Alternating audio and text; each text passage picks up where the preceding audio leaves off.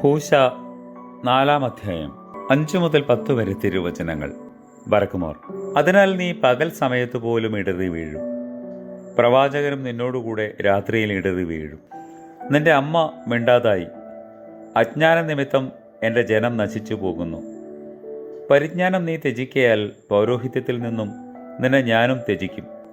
നീ നിന്റെ ദൈവത്തിൻ്റെ പ്രമാണം മറന്നു കളഞ്ഞതിനാൽ ഞാനും നിന്റെ മക്കളെ വിസ്മരിക്കും. അവർ വർദ്ധിക്കുന്തോറും എന്നോട് കൂടുതൽ പാപം ചെയ്തു. ഞാൻ അവരുടെ മഹിമാവസ്ഥയെ ലജ്ജയാക്കി തീർക്കും.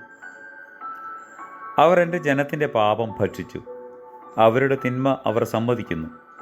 പുരോഹിതനും ജനത്തെ പോലെയായിത്തീർന്നു. അവരുടെ നടപടിക്കനുസരിച്ച് ഞാൻ അവരെ ശിക്ഷിക്കും. പ്രവർത്തികൾക്കനുസരണം ഞാൻ പ്രതികാരം ചെയ്യും.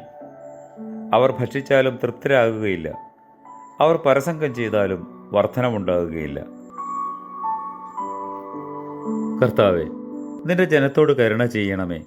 കർത്താവേ, ഞങ്ങൾ എല്ലാവരുടെയും പാപങ്ങൾ പരിഹരിച്ച് ക്ഷമിക്കണമേ. ആമേൻ.